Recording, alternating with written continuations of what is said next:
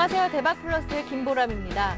3월의 마지막 주 금요일장도 마감됐습니다. 오늘까지 코스피는 3일 연속 내렸는데요. 장중에는 코스피가 보합권에서 등락을 반복하면서 혼조 흐름을 보였지만 결국 프로그램의 매물에 발목이 잡히면서 하락으로 마감됐습니다. 네, 코스닥 추이가 계속되면서 미처 봄을 느껴보기도 전에 황사 소식까지 전해지면서 이렇게 몸도 마음도 뒤쳐가는 3월도 이제 거의 끝나갑니다. 4월에는 진짜 봄 소식이 들려올까요? 오늘 대박플러스 함께 하시면서 고단했던 3월 증시도 정리해 보시고 4월 증시 함께 준비하시길 바랍니다. 그리고 오늘 고스톱의 투자 비법 시간에는 시장 전망과 함께 차트 분석 총 정리하는 시간을 마련했으니까요. 오늘 강의도 기대 많이 해주시고요.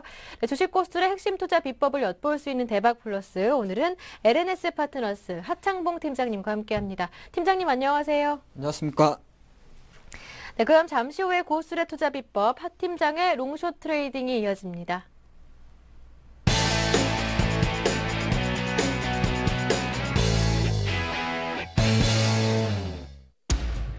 추세와 변동성 포착은 매매 선결 조건, 예측과 대응 영역의 시장은 유연함으로 시장 국면별 적절한 포트폴리오 배분이 핵심이다. 하 팀장의 롱숏 트레이딩 지금부터 함께합니다. 네, 하 팀장의 롱숏 트레이딩 본격적인 강의 들어보기 전에요. 여러분 참여하실 수 있는 방법 알려드립니다. 강의 함께 들으시다가 궁금한 점 남으시면요. 샘플러스 홈페이지 와글와글 게시판에 남겨주시면 됩니다. 여러 전문가분들이 댓글 달아주시고요. 센TV에서 진행하고 있는 증권 전문가 방송 샘플러스도 현명하고 성공적인 투자를 위해 적극적으로 활용해 보시길 바랍니다. 자, 그럼 하창봉 팀장님의 롱숏 트레이딩 가장 먼저 시장에 대한 분석부터 자세하게 듣고 넘어가겠습니다. 자, 오늘이 3월의 마지막 거래일이었습니다. 마지막까지 코스피 지수는 혼조 흐름을 보이다가 결국 0.02% 약보합권으로 마무리됐습니다. 결국 제자리 걸음이었는데 3월 증시를 돌이켜보면 이렇게 결국은 제자리 걸음이었다라고 정리를 해볼 수가 있을 것 같아요. 굉장히 재미없는 장이 이어졌는데 4월 증시는 조금 봄이 올 수 있을까요? 예, 오늘 지수가 보니까 2014.04포인트로 마감을 했습니다. 네. 3월 첫 거래일 한 2040 정도 출발했었으니까 한 달 내내 지수만 놓고 보면은 뭐 거의 제자리에 마감을 한 것이고요. 근데 아무래도 오늘 3월을 마감하는 날에서 보면 3월 자리 그렇게 투자하기에 좋은 달은 아니었다 이렇게 봅니다. 뭐 워낙 그 삼성전자의 어떤 초강세가 좀 심했고 또 마지막 3월 후반 정도 접어들면서 코스닥 시장에 거의 냉탕 아닌 냉탕이 불다 보니까 우리 일반 개인 투자가분들의 어떤 그 마음은 오히려 풀리는 날보다는 조금 더 아직까지 추웠지 않나 보겠습니다. 오늘 지수 잠깐 위치 한번 보겠는데요. 사실 제가 일주일 단위로 이제 지수를 좀 분석을 해드리는데 최근 한 5주 연속 그렇게 이렇다 할 특징이 없이 마감하다 보니까 특별하게 뭐 말씀드릴 건 없습니다만은 한 가지 또 오늘의 장의 특징을 한번 보겠습니다. 제가 아마 지금 이런 분석을 한 거 지금 화면에서 보시면 제가 한 5주 된 것 같습니다. 1965 61선이 이게 61선인데 제가 처음에는 한 1965 정도까지 올라오게 되면은 변동성이 좀 올 것이다 그렇게 이야기했습니다. 근데 지금은 벌써 이제 1985, 80선까지 올라왔습니다. 1980선. 근데 이 1980선이 어디냐 조금 보면은 실제적으로 중간중간에 이렇게 2월달, 3월달 일시적으로 저점을 형성했던 구간이기 때문에 실제적으로 그 위치에 만약에 다시 오게 되면은 우리가 보통 21선을 수급선이라고 그러고 61선을 생명선, 거꾸로죠. 21선이 생명선이라고 그러고 61선을 수급선이라고 그러죠. 그러니까 61선을 보통 또는 뭐 분기선이라고도 합니다. 3개월이니까. 네. 분기선이라는 건 이제 우리가 항상 드린 말씀이 펀드 평가 같은 경우는 분기 단위로 이렇게 평가를 하기 때문에 사실 61선에 대한 지지력은 상당히 중요한 것이고요. 지금 위치에서 보면 제가 예전에 한번 말씀을 드렸는데 오늘이 또 3월 30일이죠. 그럼 앞으로 10일 정도까지는 지금 조금 더 올라올 수가 있습니다. 이 선이. 지금도 보시면은 차트는 잘 보셔야 되는데 제가 확대해서 좀 드릴까요? 예. 가파르게 올라오지 않습니까? 가파르게 올라온다는 거. 가파르게 올라온다는 건 이게 60일선이니까 60일 전 주가를 보시면 되는데 지금 60일 전 주가면 아쉽게도 요게 이제 뭉쳐 있습니다. 근데 이제 보통 성적 나쁜 애들이 밑에 좀 포진해 있기 때문에 실제적으로 이 60일선 조금 더 올라올 것입니다. 올라온다. 60일선이 올라온다. 이게 어떻게 해석하냐고요? 61선이 올라온다는 것만은 그만큼 아직까지는 시장의 상승 탄력이 살아있다는 겁니다. 이평선이 올라온다는 것 자체는. 평균 단가가 올라오기 때문에 수급은 61선 분기선에 대한 수급은 살아있다 보는 것이고 다만 안타까운 거는 좀 단기적으로 들어온 친구들. 바로 뭐죠? 예, 단기 이평선입니다. 뭐 5일선이라든지 11선이라든지 21선. 지금 제가 조금 노란 표적 확대를 해놨는데 잘 보시면 이게 사실은 그 이동평균선, 특히나 지수를 가지고 하는 이동평균선은 5일선 위에 있냐 위에 있냐 중요한 게 아니고 기울기입니다. 기울기. 약간 이제 꺾이죠. 지금 잘 보시면 제가 확대해서 안 보일 수도 있는데 이평선들이 조금 꺾인다는 것이 특징이고, 두 번째는 엇박자가 나고 있습니다. 정배열도 아니에요. 보통 이렇게 올라가는 게 정배열인데 지금 시장은 사실은 11선이 위에 있고 중간에 5일선이 있고 밑에 21선이 있고요. 그리고 5일선과 21선은 데드크로스가 발생했습니다. 되게 복잡해요. 무슨 소리인지 사실 모르겠습니다. 근데 이걸 조금 더 쉽게 풀어드리면 실제적으로 지금 시장이 밑에서 올라오고 있는 61선이 그나마 우상향하고 있기 때문에 추가 단기적인 급락에 대한 리스크는 없습니다만은 역시나 재반등하기 위해서는 어떤 강력한 모멘텀이 필요해야 되는데 지금 현재 수급을 봐도 뭐 이렇다는 게 없고 기관들이 사는 것도 혹시 안 되다 보니까 지수가 올라가지 못하는 그런 한계점에 봉착했고요. 오늘 이제 3월 주봉을 다시 한번 본다 그래도 역시나 제가 표시를 해놨는데 주봉이면 이제 하나가 한 주 아니겠습니까? 4개의 주봉이 모여서 한다 이럴 것이고요. 보통 이런 차트 같은 경우는 많이 봤을 겁니다. 오늘 뭐 실제적으로 하이닉스라는 종목이 이렇게 딱 푹 빠지고 하는 것처럼 주가가 이렇게 올랐는데 지금 벌써 하나, 둘, 셋, 넷, 7개, 8개죠. 8주 동안에 지수가 딱 멈춰버렸습니다. 그러면 항상 사실은 보통은 내려올 확률이 조금 많아요. 내려올 확률이. 보통 지수는 통상적으로 이렇게 위에서 놀다 보면 어지러워가지고 조금만 누가 툭 때려버려도 푹 빠져버릴 수가 있죠. 최근에 조선주가 그런 맥락으로 빠졌다 볼 수 있는 것이고요. 하지만 아까 말씀드린 대로 밑에서 받쳐주는 친구들이 있기 때문에 갑자기 빠지기는 조금 힘들지 않을까 보는 것이고요. 또 3월 달을 마감했으니까 3월 월봉 위치를 본다 그래도 사실 이게 만약 일봉이라 생각하시면은 이 주식을 팔아야겠습니까? 아니죠. 가져가야 되겠죠. 네, 왜 가져가야 되냐면은 실제적으로 상승은 아직 얼마까지 가볼 수 있느냐는 모르겠습니다만 이걸 만약 일봉 차트로 분석을 해보신다 그래도 지속적인 상승이 있었고요. 한 번에 큰 급락이 있었고 지금은 급락이 약간 되돌리는 과정. 갑자기 큰 급락이 나왔기 때문에 쉽게 말해서 다져가는 과정으로 보시면 됩니다. 그래서 월봉 기준으로만 보면 일단은 반등 탄력이 남아있다. 그렇게 보는 것이고 주봉 기준으로 보면은 자 2주 연속 파란색 음봉이 나왔기 때문에 다음 주는 최소한 그래도 약간의 양봉을 한번 기대해보자. 양봉을 기대하려고 그러면은 가장 중요한 거 다음 주 월요일 날 시가가 어디에 출발하느냐. 시가가 애지간하면은 갭상승 출발해주는 게 좋겠죠. 만약에 시가가 2000포인트 초반이나 밑에서 출발했을 경우에는 이 두 개의 음봉을 돌리기에는 더 많은 모멘텀이 필요하기 때문에 다음 주 월요일 장이 주간 동안 양봉을 기록하기 위해서는 지수의 시가가 최소한 2020포인트 이상에서 출발하는지 지켜보면 다음 주 장은 그래도 작지만은 반등을 볼 수 있겠다고 네. 보겠습니다. 네, 알겠습니다. 그럼 계속해서 하창봉 팀장님의 롱숏 트레이딩 순서로 넘어가 보겠습니다. 오늘은 패턴 분석을 통한 차트 분석의 종합편을 준비하셨다고요? 예, 그렇습니다. 제가 이제 뭐 오늘이 마지막 강의송 중에 아마 네. 그래서 그동안 제가 아마 기술적 분석도 조금 다뤘고 했었는데 기술적 분석은 사실은 답이 없어요. 패턴 분석도 사실은 답이 없습니다만은 똑똑하게도 시장이 어느 정도 우리가 보통 알고 있는 패턴을 익혀가더라. 그렇게 볼 수 있는 것이고 그렇게 봤을 때 어떤 종목이 된다 그래도 보통 주식 갖고 있는 그 성격이 있습니다. 우리가 보통 길이라 그래야 되죠. 주식이 흘러가는 길이 있는데 그게 바로 패턴이라 말씀드리겠고 한 5가지 정도를 제가 다룰 건데요. 한번 잘 보시면은 향후 주식 투자하실 때 조금 좋지 않겠나 보겠습니다. 그래서 패턴. 네, 패턴은 제가 하나에 이렇게 정의를 했습니다. 하나의 그 주식의 성격입니다. 그러니까 주가라는 것이요. 무조건 10만원짜리가 하루도 안 쉬고 만원 올라가고 100만원 가는 경우는 거의 없습니다. 가끔 있죠. 네, 급등주. 이렇게 상을 뭐 10번 치는 그런 경우, 그런 경우 있습니다만은 올라가다가 쉬고 올라가다 쉬고 또 한참 잘 가다가 안 갈 때는 안 가죠. 그러다 보니까 주식이란 거는 일정 부분 주식의 성격이 있다. 패턴이라는 게 있더라 말씀드린 거고, 항상 그렇지만은 이 차트 분석이라는 거는 누구나 다 봅니다. 하지만은 늘 캐도 알 수 없는 것이 차트 분석이라 그러고 또 하나 가끔은 차트 때문에 손해를 보는 경우도 있고요. 또 하나는 또 차트를 잘 못 봐서 이익을 보는 경우도 있습니다. 차트는 매도 사인이 나왔습니다만은 그냥 아무 생각 없이 그냥 놔뒀는데 그게 올라가는 경우도 있고요. 그래서 항상 그 주식은 패턴도 사실 저거 다루겠습니다만 이런 거는 기본적으로만 좀 깔아주고 타이밍 포착할 때 잡는 것이고 중요한 거는 역시나 배팅법이다 그렇게 말씀드리겠습니다. 그래서 제가 오늘 여러 가지 패턴을 보여드릴 건데 사실 어떠한 조건, 자기 체질의 조건이 나온다고 해도 제일 중요한 거는 타이밍 잡고 나서 한 번에 안 사고 나눠 사는 그 기법이 가장 중요하지 않나 보겠고요. 늘 강조드리지만은 제가 초반에 확실히 정의를 하고 들어갈 겁니다. 아까도 제가 뭐 61선 기울기 이렇게 했지만은 특히 우리 추세선이란 트렌드 라인이란 이 추세선이란 용어를 상당히 자의적으로 해석하시면 안 되고요. 항상 제가 이따가 나중에 모든 몇 가지 제가 그어둔 추세선을 보여드릴 건데 이거는 저의 기준으로 본 겁니다. 그렇기 때문에 이거를 일률적으로 적용하시면 안 되고 특히 기준 시점이 언제냐?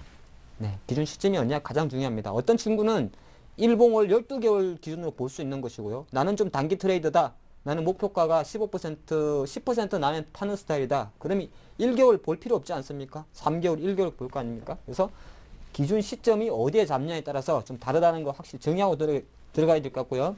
그리고 기울기, 바로 각도입니다.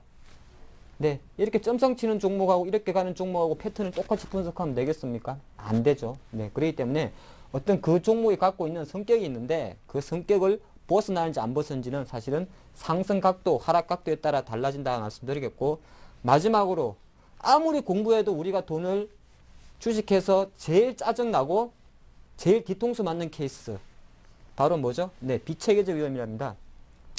제가 좀 일부러 있어 보려고 이렇게 적었네요. 시장에는 항상 두 가지 위험이 있습니다. 체계적 위험이 있고요. 좀 전에 말씀드린 비체계적 위험이 있는데 체계적 위험이라는 건 뭐냐 하면은 이거는 시장 위험입니다. 시장 위험. 공부 좀 할까요? 네, 시장 위험이라고 그럽니다. 즉 시장이 빠지면 같이 빠지는 거 그냥 체계적 위험이라고 그러고 비체계적 안일 피자가 있지 않습니까? 오늘의 바로 하이닉스 같은 경우입니다. 자, 그 종목 하이닉스 같은 종목을 모든 패턴 분석, 차트 분석 다 보면 걔는 올라가야 될 종목입니다. 근데 오늘 갑자기 툭 4% 빠져버렸죠. 바로 비체계적 위험. 뭐 하이닉스가 엘피다의 인수에 대해서 예비 입찰을 했다는 그 내용. 그것 때문에 주식이라는 거는 결론적으로 우리가 아무리 패턴 분석하고 차트 분석하고 타이밍 다 잡아도 돌발적으로 나오는 이거에 대해서는 대응할 수 있는 능력이 없기 때문에 실질적으로 항상 배팅이 중요한 것이고 또 두 번째 이런 걸 항상 경계하고 있어야 되기 때문에 영원한 차트, 영원한 패턴은 없다고 생각을 하고 들어가셔야 된다는 거 제가 미리 먼저 강조드립니다. 자, 한번 보겠습니다. 한 5가지인데 지금부터는 일단 이론은요. 여기서 보는 이론은 일단은 싹싹 흘려셔도 돼요. 제일 첫 번째 다이아몬드입니다. 다이아몬드 같기도 하고 설렁탕집에서 주는 그 뭐죠? 사탕 같기도 하네요. 박하사탕. 자, 잘 보면 이 모양이 다이아몬드죠. 다이아몬드. 사실은 근데 다이아몬드 패턴은 가장 중요한 게 어디냐 하면 여기서 사는 거거든요. 수렴형이라 그럽니다. 밑에 제가 이 그림은 별로 의미가 없어요. 주가 이거는 별로 거래량 그 일맥상통하기도 한데 거래량 반대겠네. 보통 이제 주가는 이렇게 움직입니다. 그래서 우리는 이걸 다이아몬드 패턴이다 그렇게 하고 내용적인 면에서 보면 이게 만약 여기가 고점이 형성되고 나서 어느 정도 넥라인이 있으면 이 구간부터는 어떻게 거래량이 감소를 한다는 거. 그러니까 다이아몬드 패턴이다 싶으면은 다이아몬드를 어렵게 생각하지 마시고요. 그냥 우리 뭡니까? 요거만 기억하셔도 돼요. 삿갓이라 생각하시고 주가는 내려오고 거래량도 감소를 해줍니다. 그래서 이런 패턴이 나온다. 이런 패턴이 나온다 보시면 좋을 것 같고 물론 요만큼 또 잘라보면 제가 이런 표현을 했습니다만은 복잡하게 안 하겠습니다. 약간은 주가가 이렇게 고점도 낮춰오면서 저점도 높여오는 거 상태 수렴형이라고 그러죠. 그렇게 되는 상태에서 거래량이 감소하게 되면은 이건 다이아몬드 패턴이다. 그렇게 보는 것이고 그럼 언제 사느냐? 이 종목은요. 보시면은 다 달라요. 주식이 그때그때 다릅니다. 이 종목 같은 경우는 여기서 보면은 저점을 높여왔지 않습니까? 저점을 높여왔다는 거는 밑에서 내가 손절할 애들은 밟고 올라왔다는 겁니다. 그래서 그때는 이거는 공격형 배팅이 들어갑니다. 공격형. 자, 이 자리에서 내가 첫 번째 이 다이아몬드 패턴이 들어오면요. 철저하게 어디 갔죠? 양봉에 삽니다. 양봉. 아침보다 올란 가격에 사는 게 다이아몬드 패턴입니다. 익혀서 하셔야 돼요. 이거는 물론 절대 진리는 아닙니다만 어지간하면 거래량 분출되면서 양봉에 사야 된다. 계속 거래량이 감소해 왔었기 때문에 이렇게 보시면 좋을 것 같고 여기서 완전히 돌아버립니다. 여기 고점까지. 그때 배팅은 나머지 30%는 실어줘야 됩니다. 그러니까 이 패턴 같은 경우는 사실은 약간은 공격적일 수가 있다는 거 제가 말씀드리겠고요. 그러면 안 와닿지 않습니까? 바로 실전 보겠습니다. 자, 이 패턴을 만든 종목은 사실 제가 YG1이라는 종목을 한번 소개시켜 드리겠습니다. 자, 이 종목 같은 경우에는 물론 해석하기 나름입니다만은 저는 이제 아까 말씀드렸지만은 기술적 분석이라는 거는 본인의 어떤 투자 기간이라든지 성향에 맞춥니다. 자, YG1이라는 같은 경우는 코스닥에 상장되어 있는 기계업종 종목입니다. 근데 제가 삿갓을 한번 그려볼까요? 너무 제가 그리는 그림에 포커스를 중요하게 생각은 하지 마시고 아까 말씀드린 바와 마찬가지로 이렇게 되면 하나의 삿갓이 그려졌죠. 좀 잘 그린 같지 않습니까? 약간 최소한 1개월, 2개월, 3개월, 4개월 동안의 상승이 있었습니다. 물론 이쁘게 올라갔지는 않았어요. 이 종목 갖고 있는 이 개별주다 보니까 지그재그로 어쨌든 간에 4개월 정도 작년 11월 28일 날 18,850원까지 내려갔고요. 그리고 나서 미끄럼틀 내려오듯이 내려옵니다. 자, 보시면은 하나 이렇게 내려오죠. 근데 뭐 하나 보이십니까? 실제적으로? 네, 정확히 잘 보시면 여기서 4개월을 올라갔고요. 그러니까 삿갓이 이렇게 딱 맞아야 될 거 아닙니까? 항상 똑 맞지는 않습니다만 대략 일치하면 타이밍을 잡아냅니다. 그리고 여기서도 한 칸, 두 칸, 세 칸, 네 칸. 우리 시청자님께서 텔레비전을 보시면 조금 이게 안 보일 수도 있는데 한 4개월 정도가 올라갔고 4개월이 내려갔습니다. 그리고 그 중심은 사실은 저점 형성 라인은 여기 보시면은 13,000원 라인에서 어느 정도 형성을 했다는 것이죠. 누가 봐도 일단은 그림이 좀 이쁘지 않습니까? 그렇게 봤을 때 YG1 같은 경우는 실제적으로 지금 현재 라인에서 보통 어디에서 하겠습니까? 네. 여기서 이제 돌아왔지 않습니까? 지금 그러면 제가 조금 말씀을 드리면, 자, 이 종목을 한번 최근 흐름을 패턴을 봐야 됩니다. 오늘 제가 드리는 이 패턴 때문에 가져온 종목들은 다 대부분 다음 주에도 한번 공략할 수 있는 종목이기 때문에 잘 들으셔야 돼요.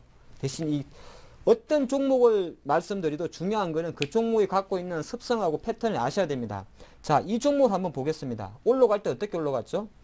잘 보시면 상당히 지저분하게 올라갔습니다.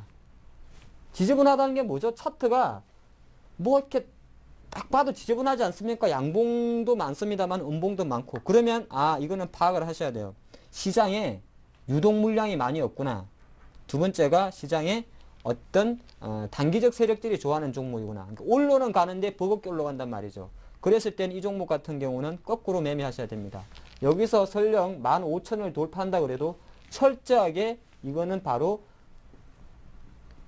제가 발음 잘 안 되는 거 계속 나오네요. 음봉에 사고 양봉에 파는 겁니다. 만약에 단기 트레이딩 하시려면. 그래서 이렇게 이 종목이 갖고 있는 특성은 다이아몬드행에서 벌써 반등 신호가 나왔습니다. 사실은 월요일날 만약에 다음 주에 15,000원 이상 올라가게 되면 이거는 4개월 이상 행보해 왔던 트렌드 라인을 돌리는 그림입니다. 근데 매매 기법은 어떻게? 이 종목은 성격이 연속성이 없어요. 갭도 없기 때문에 그걸 그대로 받아들이는 겁니다. 그래서 오히려 음봉이 생기면은 보통 매수를 하고 양봉이 생기면은 조금 팔아주고 이런 전략이 들어가야 됩니다.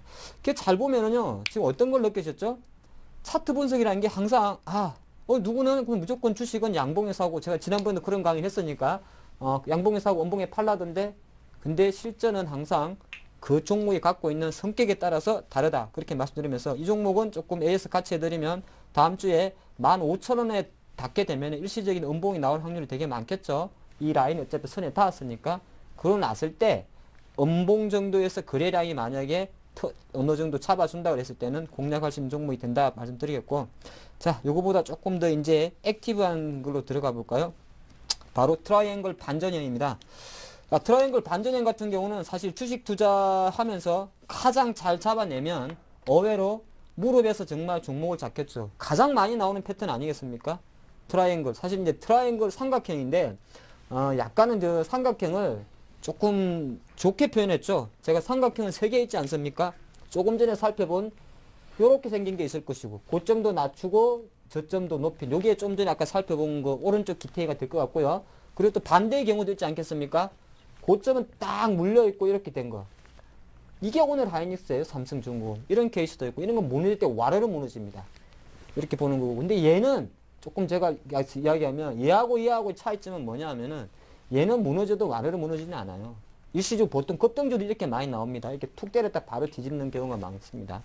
이렇게 보시는 것이고, 자, 한번 보겠습니다. 트라이앵글 반전형 같은 경우는 일단은 가장 그냥 기본적으로는 지지선이 곧 손절선이 작용을 합니다. 이게 지지선 아니겠습니까? 한 가지 제가 중간에 이제 미리 말씀드리는데, 이 패턴이라는 건요, 정확히 여기서는 살 수 없는 겁니다. 이건 언제가 될지 모르기 때문에. 보통 요 정도, 어느 정도, 고점이 어느 정도 낮춰오고 저점이 이렇게 지지를 해주면 이게 이제 수렴하는구나. 그러면은 시세는 뭐 어떻게 보통 반등하는구나. 이렇게 맞추는 게 좋은 것 같고요. 근데 만약에 아까 제가 지지선이 손절선이 된다고 적어드린 것처럼 실제적으로 여기서 딱 들어갔는데, 급등주들은 보통 일부러 탁 틀고 올라가는 겁니다만, 급등주가 아닌 종목들 경우에는 무너지면 사실은 또 쭉 늘릴 수가 있습니다. 그래서 보통 뭐가 중요하냐면은, 제가 옛날에 한번 말씀드렸는데, 피라미딩 매수를 하셔야 됩니다. 무슨 매수인데 그렇게 기법이 많냐? 예, 기법이 많아야 되겠죠. 가장 중요한 거는 말씀드리는 게 배팅 관련이니까. 절대 몰빵? 예, 몰빵 하시면 안 되지 않습니까? 피라미딩 매수라는 건 실제적으로 아까 말씀드린 똑같은 건 탑쌓기입니다. 여기서 사가지고 요만큼 올라가면 요만큼 더 싸고, 안 올라가 내려와 그러면 기다립니다. 그렇게 됐을 때 나중에 여기서 쉽게 손절할 수가 있어요. 그리고 또 요만큼 올라가 그러면은 또 여기서 계속 샀는 거 쌓아가는 겁니다. 사실은 베팅이 커집니다. 대부분이 좀 거꾸로 하시죠. 근데 원래 이런 트라이앵글 패턴에서 여기서 딱 잡는 건 이게 시세가 많이 나기 때문에 보통 거꾸로 해야 돼요. 처음에는 10만 들어가고, 그 다음에 레이스 붙었습니다. 거래량 증가하고, 만약에 재료까지 수출됐다. 그랬을 때는 그 다음에는 한 20 들어가 버립니다. 그러고 나서 또 어떻게 들어가요? 30? 아닙니다. 보통 40 들어가 버려요. 보통 하시는 분들이 이걸 못 하시더라고요.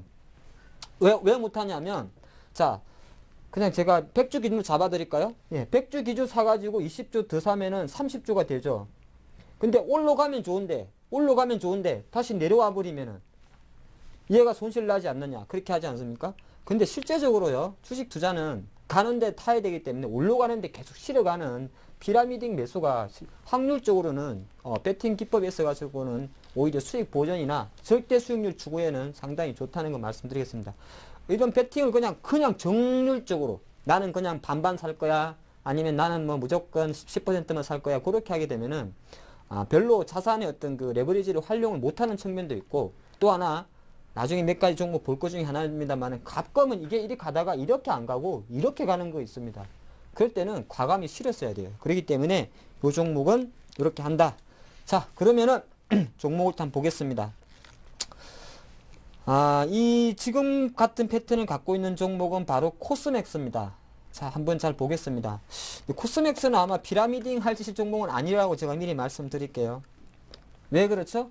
네, 이 종목은 내수주니까 피라미딩 하기에는 조금 부담스럽죠. 피라미드 탑 쌓아가지고 수익 날 종목은 아니잖아요. 하루에 올라가는 게 어느 정도 제한적이니까. 여하튼 간에 패턴 분석을 한번 보시면, 제가 화면을 그어놨는데, 아까 우리가 이론에서 제가 이렇게 했다고 이게 뭐 바닥 그건 아닙니다. 자기가 보는 기준에서 보면 15,000원에서 계속적으로 최근 6개월 동안 지지선을 보여줬지 않습니까? 한 번, 두 번.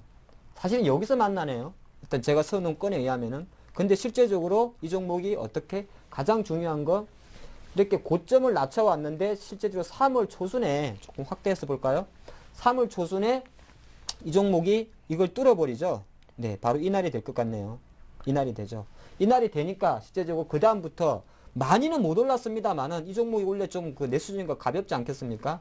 많이는 못 올랐습니다만 결과론적으로 이 가장 중요했던, 제가 날짜는 한 3월 중순 정도가 될 것 같네요.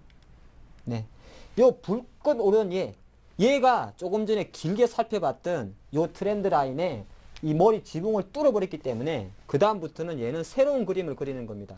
새로운 그림. 그랬기 때문에 여기서 매수고, 그동안에 주요 지지선으로도 보통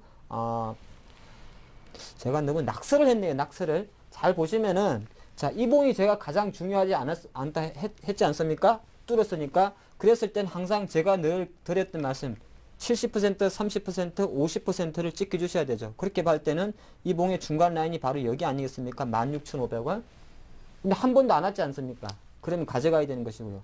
그리고 수렴행 패턴에서 지금 뭐가 생겨버렸죠? 여기까지는 이제 끝난 거예요. 좀 전에까지 배운 거는. 그럼 뭐가 생겼습니까? 지금부터는 코스맥스는 새로운 하나의 트렌드 라인을 만듭니다. 그게 뭐죠?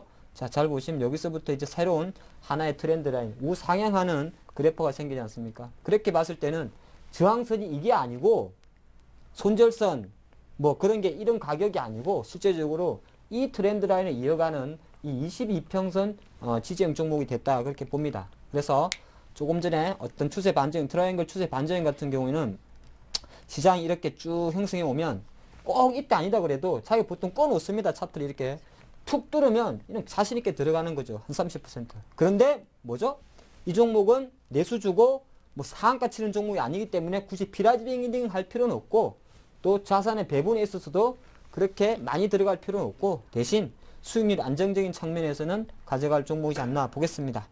자, 세 번째 패턴 한번 보면 이거는 정말 짜증나는 패턴입니다. 이게 뭡니까? 이게 무슨 갑자기 이게 그 뭐라 그러죠? 핫도그에 이거 그 뭐죠? 케찹 발라놓은 것 같네요. 케찹. 네, 잘 보시면 채널 행보형. 사실 개인 투자가 선물 옵션 단타 투자하시는 분들은 제일 좋아하는 패턴입니다. 사실 말하기도 제일 좋은 패턴이에요. 뭐 한번 볼까요? 제가 좀 그림을 이쁘게 그리려고 그랬는데 조금 안 이쁘네요. 그냥 여기서 사고 여기서 파는 거 아니겠습니까? 계속 사고 팔고 사고 팔고 사고 팔고 사고 팔고. 만약에 이게 5%였다면 바빠서 그냥 여기서 사가지고 여기서 판 사람은 5% 먹었겠죠.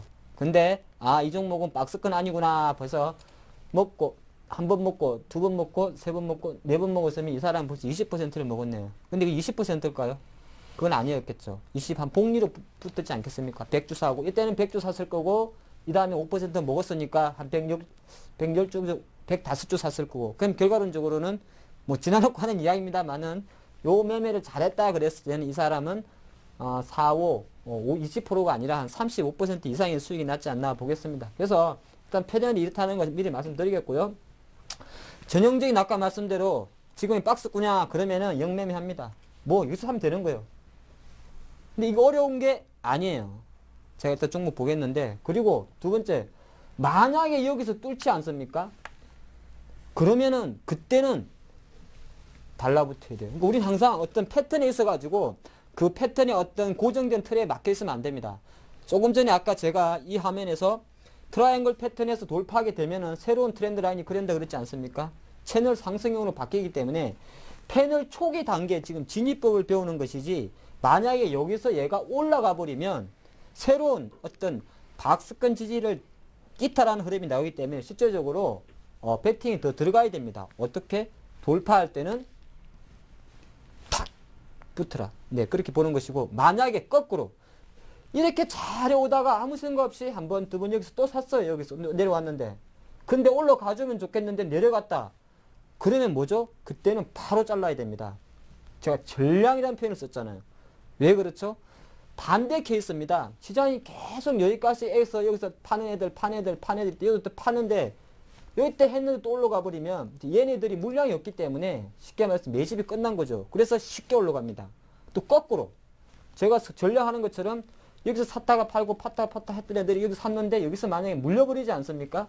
그러면 얘들이 다 나오는 거 아니겠습니까? 그래서 이 편들을 조금 전에 봤던 그런 흐름보다는 오히려 딱 이탈하게 되면 어떻게 와르르 팔아야 됩니다. 그렇게 보시면 좋을 것 같고 물론 제가 여기도 늘 강조드렸죠. 빠지긴 빠지는데 이런 만약에 지금 박스권에 있다가 아까 제가 비체계적인 위험이라는 걸 말씀드렸잖아요. 여기서 비체계적 위험이라는 걸 말씀드렸지 않습니까? 그렇기 때문에 이 화면에서 보시다시피 빠지긴 빠졌는데 외부 변수라면 뭔 주식이 그렇게 조건이 많냐? 어쩔 수가 없습니다. 주식이라는 것은 항상 정형화되어 있지 않기 때문에 갑자기 튀어나오는 이야기 때문에 시장이 빠지는 거는 전량 손절인데 이 종목에 국한된 어떤 단기적인 이슈에 의해서 빠질 때는 전량은 하지 않고 일단은 30%, 70%만 손절한다. 그렇게 보겠고요. 자, 그러면은 한번 볼까요? 종목을. 제일 만만한 게 뭐가 있습니까? 아마 우리 시청자님도 제가 이 패턴, 박스형 패턴을 이야기했으면 아실 것 같습니다. 바로 현대차입니다. 앞으로도 현대차는 저는 지금 이 흐름을 이어갈 수 있지 않을까 보겠습니다. 제가 좀 거짓말같이 일부러 그런 흐름을 보인 구간만 구해왔죠. 예, 잘 보시죠. 작년 10월부터네요. 하단 20만 5천원부터 상단 24만원에서 보시면 사이클로 이렇게 한 번, 두 번, 약간 어중간하지만 또 한 번 최근에 3월 말에 한 번 또 올라갔죠. 조금 못 갔죠. 24만 원은 못 갔습니다. 근데 뭐 이런 건 별로 중요한 게 아니잖아요. 제가 아까 드린 말씀 드렸지 않습니까? 우리는 초등학생 각도기 듣고 가는 그림 그린 사람이 아닙니다. 추세 분석, 채널 분석은 항상 이런 힙소 정도는 열어둡니다. 여하튼 간에 실제적으로 그렇게 봤을 때는 현대차는 어떻게 되죠? 지금 팔아야죠. 기관이 사든 말든 뭐 차가 잘 나가든 말든 그거 필요 없습니다. 패턴 분석으로 들어갔기 때문에, 접근 자체가 그렇게 들어갔기 때문에 일단은 오늘 정도 음봉이 나왔으니까 한번 정리를 했어야죠. 이렇게 보시는 거고. 자, 그런데 좀 전에 강의를 제가 끝까지 했죠. 여기서 만약에 현대차가 24만을 뚫었다. 정확하게 11월 7일이 24만 1,500원이니까 종가 기준으로 24만 1,500원이 뚫었다. 팔아야 됩니까? 아니죠.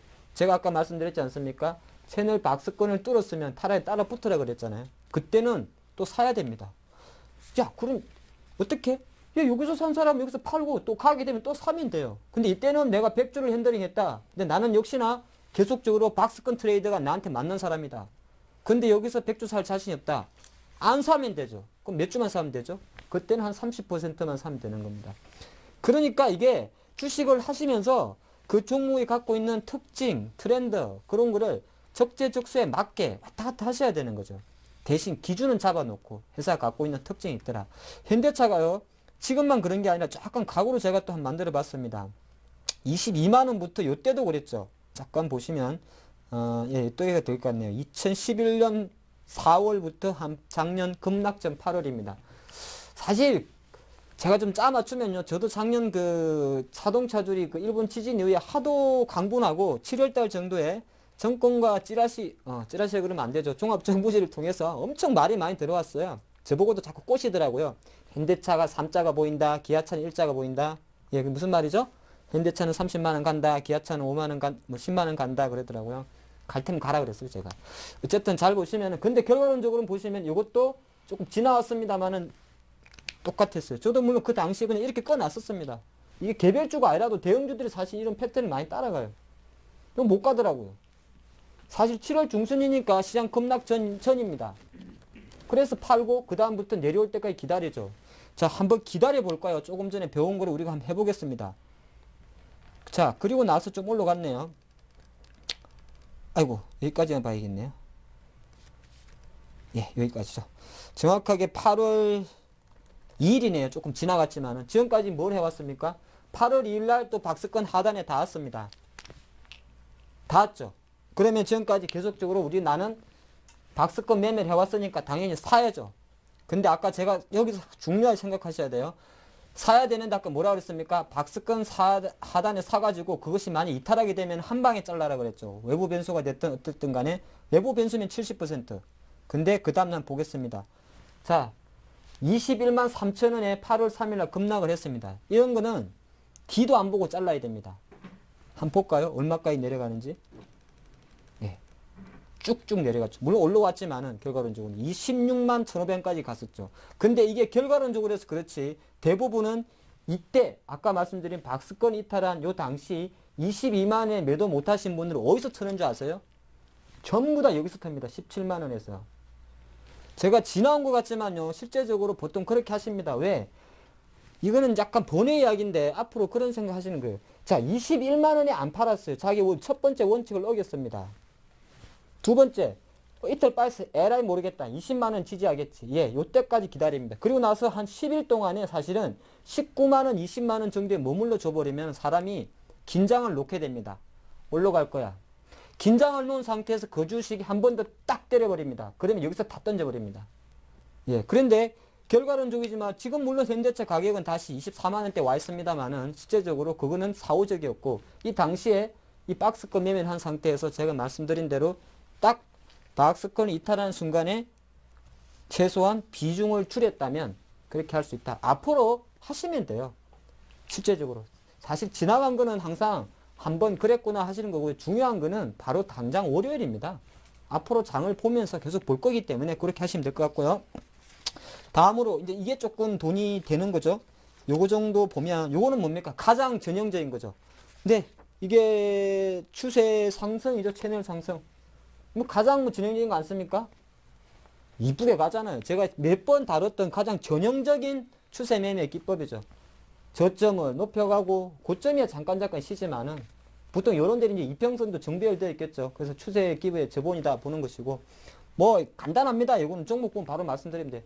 약간 눌려줄 때 한 30% 사고 자 중간 추세에서 70%란 무슨 말이냐면은 보통요 이거 이제 잘 거셔야 되는데 최소한 이 변동폭이 몇 프로는 돼야 될 것 같습니까?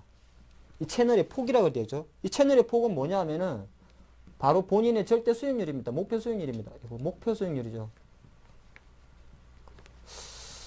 날짜가 거의 명필이네요. 글자가. 목표 수익률인데 최소한 15% 넘어야 되지 않겠습니까?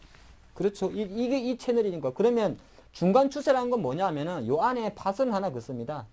그래서 한 10,000원에 샀는데 11,500원까지 가고 있다. 이 폭이 그랬을 때는 1,700원 정도에서 나머지 70%를 피라미드를 한다는 이야기입니다.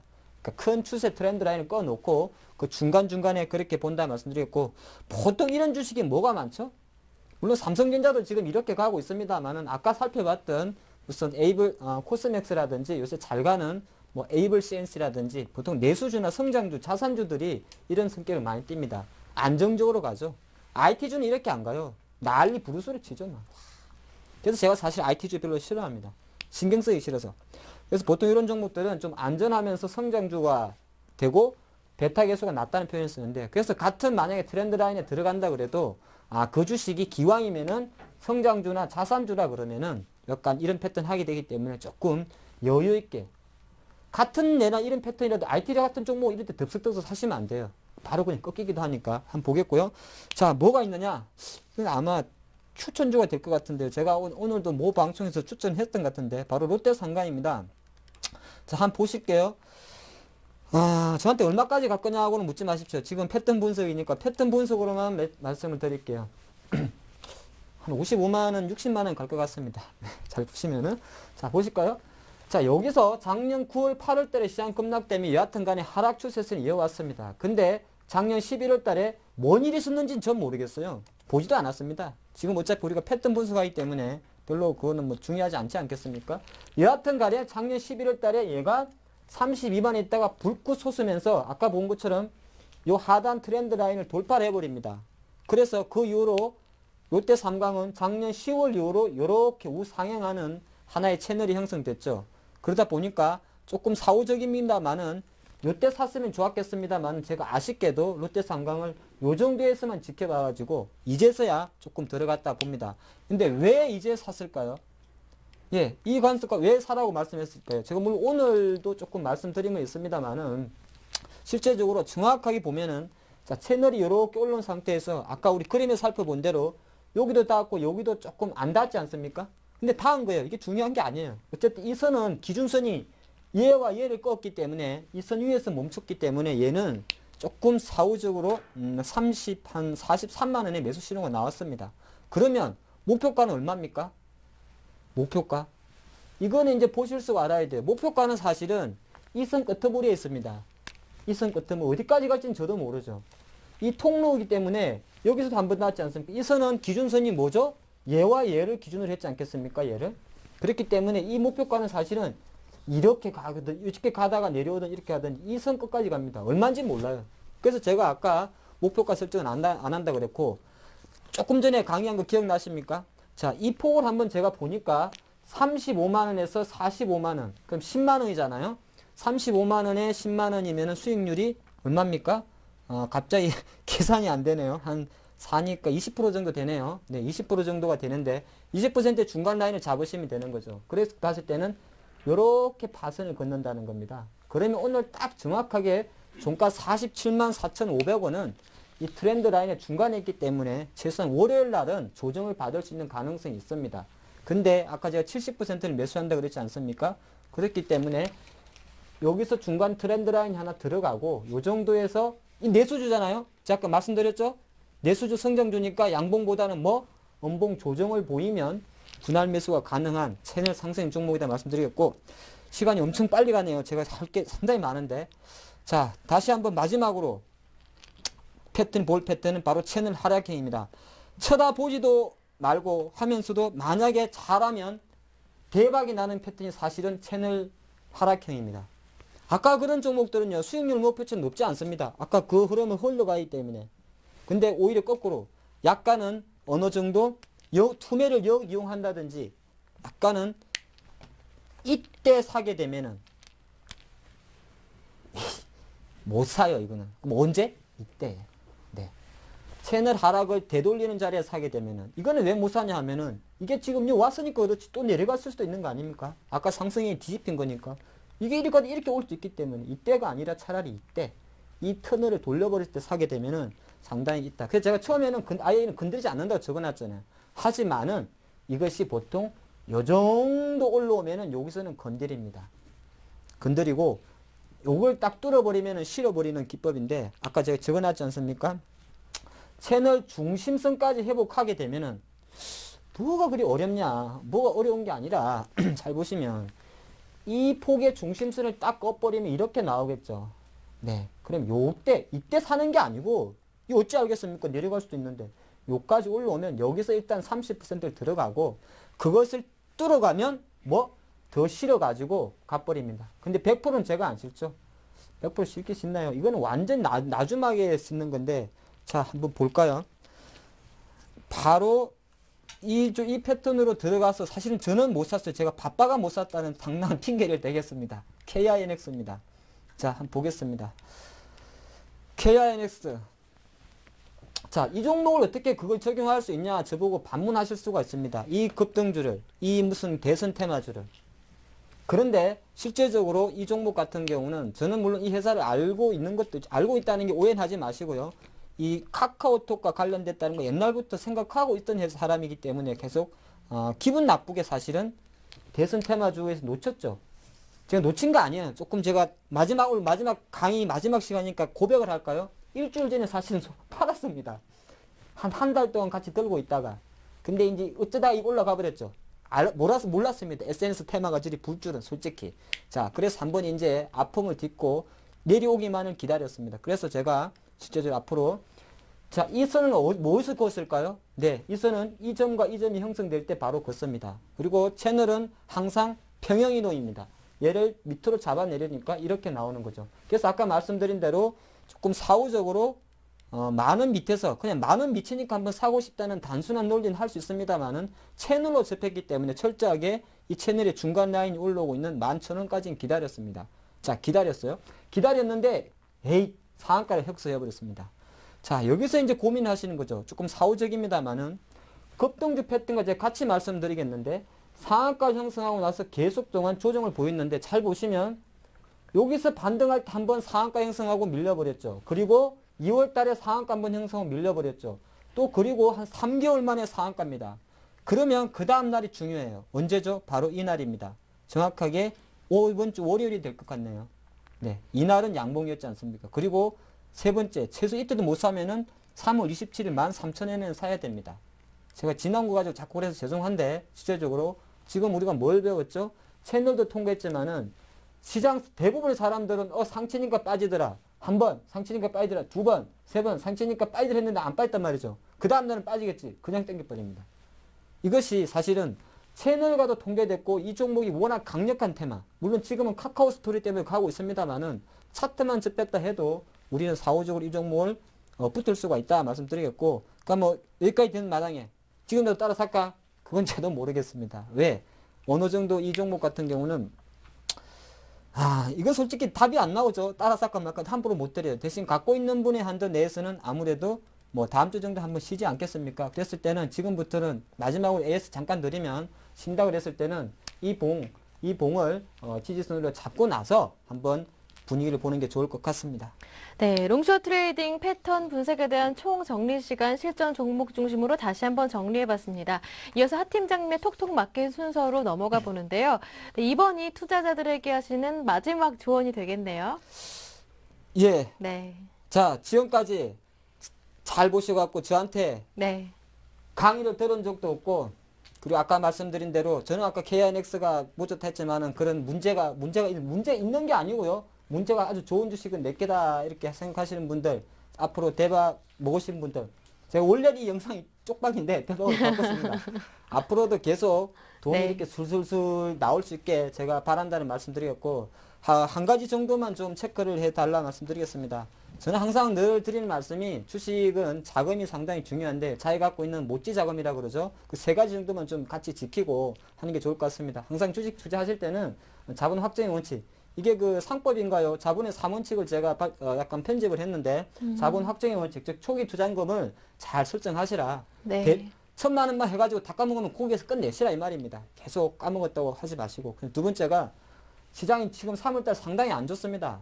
네. 안 좋다는 게 지수는 좋습니다만 수익이 힘들기 때문에 안 될 때는 조금 그냥 안 되는갑다 하면서 지키는 매매를 하십시오. 지키는 매매 하시고, 세 번째는 아까 말씀드렸듯이 깡통 계좌 안 됩니다. 그래서 신용이라든지 무리한 뭐 미수매매, 지금 무시 안 되지만은 특별히 내 자본이 감자되는 깡통은 안 되기 때문에 항상 네. 기초적인 시드머니는 잘 유지하자, 그렇게 말씀드리겠고, 항상 이런 생각합니다. 우리 투자분에 조금 더 조언을 드리면 결국 상위 1%, 하위 1%는 90%는 종이 한 장 차이입니다. 종이 한 장 차이 때문에 계속 성공 투자 하시기 위해서 긍정적 마인드하고 여유 있는 시장 참여를 하신다면 중간중간에 이렇게 좌절하는 경우는 있을 수는 있습니다만은 다시 한번 하늘을 향해 날아갈 수 있다고 말씀드리겠습니다. 네, 하 팀장님의 명쾌한 강의 오늘도 함께 했는데요. 아쉽게도 오늘이 하 팀장님의 마지막 강의입니다. 네, 그렇다면 지금까지 하 팀장님의 강의를 사랑해주신 모든 분들께 마지막으로 한 말씀 부탁드릴게요. 예, 그렇습니다. 일단은 우리 4월 이후에도 계속 우리 투자자분들 네. 영상에 보이는 것처럼 행운이 가득하시길 바라고요. 네잎클로버네요. 네, 네. 네이클럽에 행운이 가득하시길 바라고, 물론 저는 저랑 같이 해서 대박이 되든 아니지만 저희가 지금까지 저희 대박 플러스를 네. 같이 해주셔서 상당히 감사드립니다. 네, 대박 플러스 오늘 저희가 준비한 내용은 여기까지입니다. 3월 31일 토요일이죠. 내일 부산에서 강연을 개최하는데요. 2012년 증시 대전망이라는 주제로 진행되니까요. 관심 있는 분들은 꼭 참석하셔서 좋은 강의 듣고 가시길 바랍니다. 자, 아쉽게도 대박 플러스는 여기가 마지막 인사가 될 것 같습니다. 그동안 사랑해주신 여러분 정말 감사드리고요.